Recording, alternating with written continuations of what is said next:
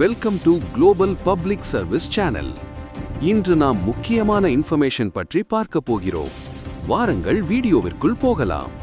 இப்போதைக்கு டிஎன்பிஎஸ்சிலேருந்து புதிய ஒரு வேலைவாய்ப்புக்கான அறிவிப்பு வெளியிட்டிருக்காங்க. என்னமான பதவி அப்படின்னா combined technical service examination interview post இருக்கு பாருங்க.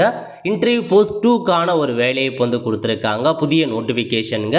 எப்போ அப்ளை பண்ணலாம் அப்படின்னா 22/12/2025 20/1/2026 வரைக்கும் இந்த வேலைக்கு அப்ளை பண்ணிக்கோங்க. ஸோ அப்ளிகேஷன் கரெக்ஷன் பீரியட் ஏதாச்சும் நீங்கள் ஆன்லைன் மூலமாக அப்ளை பண்ண சொல்ல மிஸ்டேக் பண்ணிட்டீங்க அப்படின்னா 24/1/2026 26/1/2026 வரைக்கும் கரெக்ஷன் பண்ணிக்கலாங்க. அதேமாரி டேட்டு மற்றும் டைமிங் கொடுத்துருக்காங்க. எக்ஸாமுக்கான தேதி சப்ஜெக்ட் 1 அதாவது பேப்பர் 1 மற்றும் பேப்பர் 2 இருக்க போது 7/3/2026 மற்றும் 8/3/2026 இதுக்குள்ள உங்களுக்கான எக்ஸாம் இருக்கும் அப்படின்ற மாரி அறிவிச்சிருக்காங்க. அடுத்த கட்டமாக பதவி பற்றி பார்க்கலாங்க. பதவியை பொறுத்த வரைக்கும் அக்கௌண்ட் ஆஃபீஸர் கேட்டிருக்காங்க. கிளாஸ் 3ல எந்த டிபார்ட்மெண்ட் அப்படின்னா ட்ரெஷரிஸ் அண்ட் அக்கௌண்ட்ஸ் டிபார்ட்மெண்ட்லேருந்து மொத்தமாக 8 வேக்கன்சி. அந்த 8 வேக்கன்சி எந்த ரிசர்வேஷன் அதை பற்றி கொடுத்துருக்காங்க. Next assistant director of agriculture கேட்டிருக்காங்க. 26 வேக்கன்சி கொடுத்துருக்காங்க. நெக்ஸ்ட்டு அசிஸ்டன்ட் மேனேஜர் கேட்டிருக்காங்க அக்கௌண்ட்ஸில். இதில் பாருங்கள் கிட்டத்தட்ட உங்களுக்கு ஒவ்வொரு வேக்கன்சி ரிசர்வேஷன் படி அதாவது எஸ்சிடிசி சென்னை, எம்டிசி சென்னை கொடுத்துருக்காங்க, டிஎன்எஸ்டிசி ஸோ போக்குவரத்து துறை கொடுத்துருக்காங்க.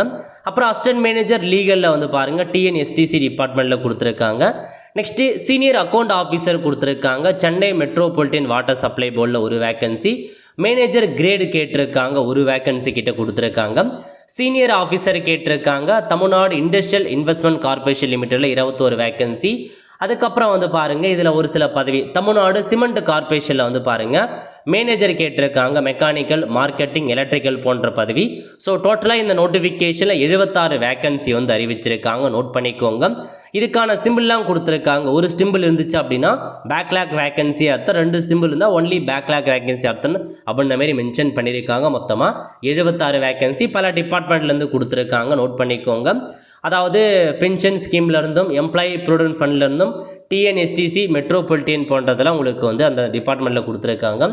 ஏஜ் லிமிட்டை பொறுத்த வரைக்கும் மினிமம் 21 வயசு கம்ப்ளீட் ஆகிருக்கணுங்க இந்த பதவிக்கு. அதிகபட்ச ஏஜ் லிமிட்டை பொறுத்த வரைக்கும் முதல்ல ஓசி கேட்டகரி அதர் கேட்டகரிஸ் மட்டும் கொடுத்துருக்காங்க பாருங்கள். ஸோ இருக்க பதவிக்கு என்னமான ஏஜ் லிமிட் அப்படின்னா 34 வயசுக்குள்ளே இருக்கவங்க அப்ளை பண்ணலாம். அசிஸ்டன்ட் டைரக்டர் ஆஃப் அக்ரிகல்ச்சருக்கு. ஸோ 2வதுலேருந்து 9வது 10வது பதவிக்கு 32 வயசுக்குள்ளே இருக்கவங்க அப்ளை பண்ணலாம். இதெல்லாமே ஸோ எல்லா பதவிக்கும் 32, ஃபஸ்ட்டு பதவிக்கு மட்டும் 34 வயசுக்குள்ளே இருக்கவங்க அப்ளை பண்ணலாம். இதுவே நீங்கள் SC, SCA, ST, MBC, BC, டிஎன்சியாக இருக்கீங்க அப்படின்னா நோ மேக்ஸிமம் ஏஜ் லிமிட் கொடுத்துருக்காங்க. 21 வயசுலேருந்து 60 வயசுக்குள்ளே இருக்கவங்க இந்த வேலைக்கு நீங்கள் தாராளமாக அப்ளை பண்ணிக்கலாங்க. அதுக்கப்புறம் கல்வி தகுதி ரொம்ப இம்பார்ட்டன்டான பேர் தெளிவாக பாருங்கள். முதல்ல assistant director of agriculture extension இது பாருங்கள். இது போஸ்ட் வித்தவுட் எக்ஸ்பீரியன்ஸ். ஸோ இதில் இருக்க போஸ்ட் எக்ஸ்பீரியன்ஸ் தேவையில்ல, அப்படியே அப்ளை பண்ணலாம். ஸோ பதவிக்கான கல்வி தகுதி எம்எஸ்சி கேட்டிருக்காங்க. இன் அக்ரிகல்ச்சர் எக்ஸ்டென்ஷன் அல்லது அக்ரிகல்ச்சர் எக்கனாமிக்கு முடித்தவங்க அப்ளை பண்ணுங்கள்.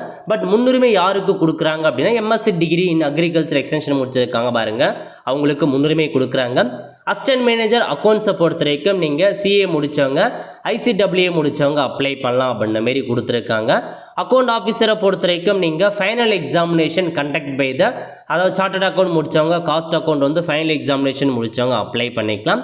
மேனேஜர் கிரேட் கேட்டிருக்காங்க. இதுக்கும் நீங்கள் சிஏ முடித்தவங்க, ஐசிடபிள்யூ முடித்தவங்க அப்ளை பண்ணலாம். சீனியர் ஆஃபீஸருக்கு பிஎல் டிகிரி, எல்எல்பி டிகிரி முடித்தவங்க, லா டிகிரி முடித்தவங்க அப்ளை பண்ணுங்கள். இந்த 6 போஸ்ட்டுக்கு மட்டும் தான் எக்ஸ்பீரியன்ஸ் தேவையில்ல, மீதி இருக்க எல்லா போஸ்ட்டுக்குமே எக்ஸ்பீரியன்ஸ் கேட்டிருக்காங்க. இதில் கொடுத்துருக்காங்க பாருங்கள். சீனியர் அக்கௌண்ட் ஆஃபீஸருக்கு அந்த சிஏ முடித்தவங்க அப்ளை பண்ணும். அசிஸ்டன்ட் மேனேஜர் லீகலுக்கு பிஎல் டிகிரி முடிச்சுட்டு ஸோ எக்ஸ்பீரியன்ஸ் கேட்டிருக்காங்க, 5 வருஷத்துக்கான எக்ஸ்பீரியன்ஸ். மேனேஜர் மார்க்கெட்டிங் கேட்டிருக்காங்க. அதுக்கு நீங்கள் எம்பிஏ மார்க்கெட்டிங் முடித்தவங்க அப்ளை பண்ணுங்கள். மினிமம் 15 வருஷம் எக்ஸ்பீரியன்ஸ் கேட்டிருக்காங்க. மேனேஜர் மெக்கானிக்கல் கேட்டிருக்காங்க.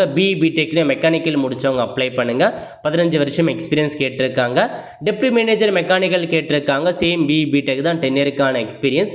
டெப்டி மேனேஜர் மெட்டீரியலில் வந்து பார்த்தா பிஇ பிடெக்கில் மெக்கானிக்கல் முடித்தவங்க அப்ளை பண்ணிக்கலாம். அசிஸ்டன்ட் மேனேஜர் மெட்டீரியல் கேட்டிருக்காங்க, பிஇ பிடெக் மெக்கானிக்கல் முடித்தவங்க அப்ளை பண்ணுங்கள். டெப்டி மேனேஜர் கேட்டிருக்காங்க, எலக்ட்ரிக்கலில் பிஇ பிடெக் முடிச்சுட்டு 10 இயருக்கான எக்ஸ்பீரியன்ஸ் இருக்கவங்க அப்ளை பண்ணலாம். ஓகே, இதுதாங்க உங்களுக்கான கல்வி தகுதியாக அறிவிச்சிருக்காங்க, நோட் பண்ணிக்கோங்க.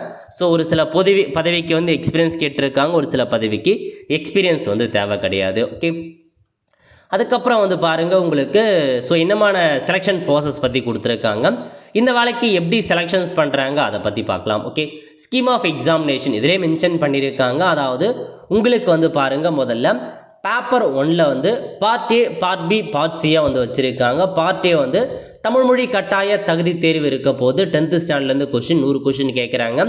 பார்ட் பி வந்து ஜென்ரல் ஸ்டடீஸ் இருக்க போது டிகிரி ஸ்டாண்டர்ட்லேருந்து 75 கொஷின்ஸ் கேட்குறாங்க.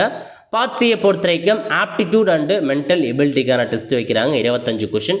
டோட்டலாக பேப்பர் 1 பொறுத்த வரைக்கும் 200 மதிப்பெண்களுக்கு 200 கொஷின் எக்ஸாம் இருக்க போது 300 மதிப்பெண்களுக்கு எக்ஸாம் அட்டன் பண்ண போகிறீங்க. பேப்பர் 2 பொறுத்த வரைக்கும் சப்ஜெக்ட் பேப்பர் இருக்கும் அப்படின்னு சொல்லியிருக்காங்க. நீங்கள் படித்த subject paper, so degree, PG degree அதில் தான் கொஷின்ஸ் கேட்பாங்க. 200 கொஷின்ஸ் கொடுத்துருக்காங்க, 300 மதிப்பெண்களுக்கு எக்ஸாம் நடக்கும் அப்படின்னு சொல்லியிருக்காங்க. இதில் வந்து பாருங்கள், இந்த பார்ட் பி, பார்ட் சி மற்றும் பேப்பர் 1 மற்றும் பேப்பர் 2, அதாவது இந்த பார்ட் ஏல தமிழ் மொழி கட்டாய தகுதி தேர்வை மட்டும் உங்களுக்கு மதிப்பெண்ணை எடுத்துக்க மாட்டாங்க. மீதி எல்லாமே மெரிட் லிஸ்ட்டுக்கு மதிப்பெண்ணை எடுத்துக்கப்படும். இதை தவிர்த்து இன்டர்வியூ இருக்கும் அப்படின்னு சொல்லியிருக்காங்க. 60 மதிப்பெண்களுக்கு இன்டர்வியூ, மொத்தமாக 510 மதிப்பெண்களுக்கு உங்களுக்கான செலெக்ஷன் ப்ராசஸ் இருக்கும் அப்படின்றத மென்ஷன் பண்ணியிருக்காங்க. அந்த பேப்பர் 2 சப்ஜெக்ட் பேப்பர் என்னென்ன அதை பற்றி கொடுத்துருக்காங்க. உங்களுடைய மெயின் சப்ஜெக்ட் பேப்பரில் தான் கொஷின்ஸ் கேட்பாங்க, அது என்ன அப்படின்றத கொடுத்துருக்காங்க. செக் பண்ணி பார்த்துட்டு ரெஃபர் பண்ணிக்கோங்க. ஸோ அடுத்த கட்டமாக மற்ற இன்ஃபர்மேஷன், ஸோ எக்ஸாம் சென்டர் எங்கே நடக்கும், எப்படி அப்ளை பண்ணுறது, அதுக்கான இன்ஸ்ட்ரக்ஷன்ஸ் உங்களுக்கு கொடுத்துருக்காங்க. எக்ஸாமினேஷன் சென்டரை பொறுத்த வரைக்கும் உங்களுக்கு சென்னை, கோயம்புத்தூர், திருச்சிராப்பள்ளி, மதுரை, திருநெல்வேலி அங்கே தாங்க எக்ஸாம் நடக்குங்க, வேறு எங்கேயும் கிடையாது. ஏன்னா கம்மி பேர் தான் அப்ளை பண்ணுவாங்க, அதனால் கம்மி சென்டர் அலாட் பண்ணியிருக்காங்க. அதுக்கப்புறம் அப்படியே கீழே வந்தீங்க அப்படின்னா உங்களுக்கு சிலபஸ் பற்றிலாம் மென்ஷன் பண்ணியிருக்காங்க. அப்ளை பண்ணுறவங்க சிலபஸ் என்னென்ன அது எல்லாமே நீங்கள் ரெஃபர் பண்ணிக்கோங்க. ஸோ இதுதாங்க உங்களுக்கான புதிய ஜாப் அப்டேட். இந்த வருஷத்தோட மேபி கடைசி நோட்டிஃபிகேஷன்ஸாக இது இருக்கலாம்.